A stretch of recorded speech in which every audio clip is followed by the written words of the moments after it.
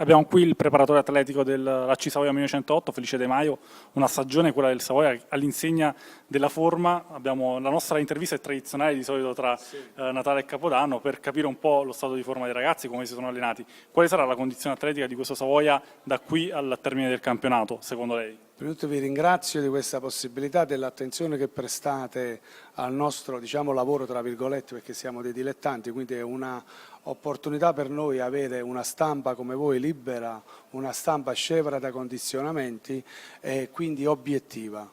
Vi ringrazio per tutto quello che avete detto precedentemente del lavoro svolto l'anno scorso, che ha dato dei risultati e dei frutti importanti vista la vittoria del campionato. Quest'anno abbiamo iniziato benissimo, il lavoro sul ritiro è stato un lavoro fatto bene, con coscienza ma anche con scienza, perché eravamo supportati da apparecchiature scientifiche per verificare il lavoro svolto e per verificare anche, testare i calciatori in itinere. La verità è che dopo una partenza abbastanza spinta, allegra, abbiamo avuto problemi di risultati. I risultati poi determinano il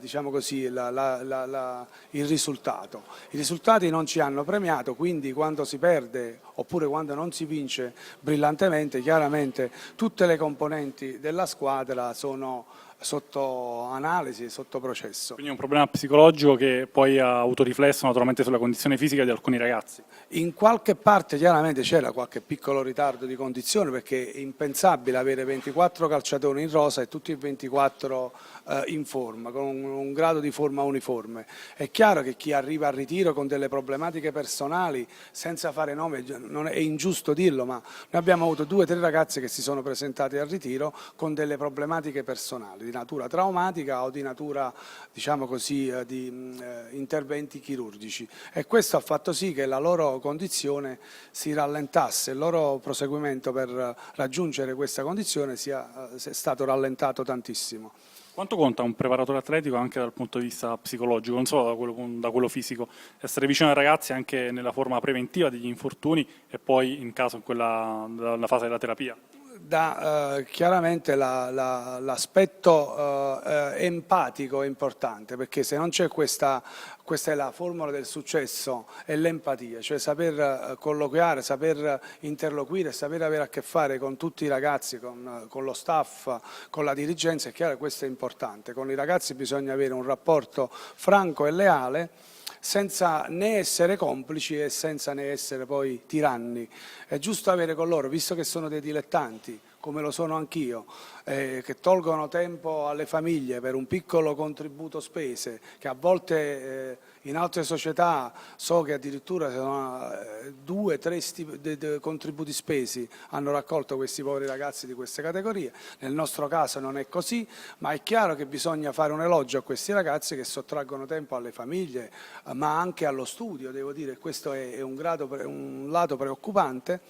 E quindi bisogna solo essere contenti di quello che fanno. Un voto alla preparazione fisica di questo Savoia? Ma io i voti non li do, non basta mettersi un sigaro in bocca per diventare Lippi, né mi metterei un sigaro in bocca e diventerei Gianni Brera. Io non do voti, io mi lascio giudicare dagli altri, ma soprattutto sono i risultati che danno ragione o torto a noi che ci impegniamo settimanalmente per raggiungere obiettivi importanti. Come hanno detto i colleghi che mi hanno preceduto, i ragazzi che mi hanno preceduto nelle interviste, noi stiamo raggiungendo l'obiettivo primario, che era quello della salvezza. Lo stiamo raggiungendo, direi, con grande tranquillità. È chiaro che non bisogna montarsi la testa né tantomeno spargere idee malsane. Per vincere bisogna avere una programmazione fatta per vincere. Non si può vincere non ragionando prima, e quindi per me stiamo raggiungendo e raggiungeremo un obiettivo importante, quello che è la salvezza, e mettendo in luce anche buone individualità come ragazzi che oramai giocano in questa categoria under, come lo stesso Catalano, che viene spesso bersagliato, ma è un 94 e va preso in considerazione pure questo. Lo stesso Manfredotti, se ha avuto dei problemi fisici suoi personali, che per privacy non non voglio, diciamo così, rendere pubblico, però sicuramente verrà fuori pure lui da questa situazione. I portieri che vengono continuamente bersagliati, non è facile giocare a Torre Annunziata. Io ho allenato un anno a Pianura, una grande società, un grande campionato per vincere, ma venivano 200 persone a vedere le nostre partite. L'impatto emotivo è chiaramente meno importante rispetto a una piazza come Torre che ha un seguito importantissimo. La ringraziamo.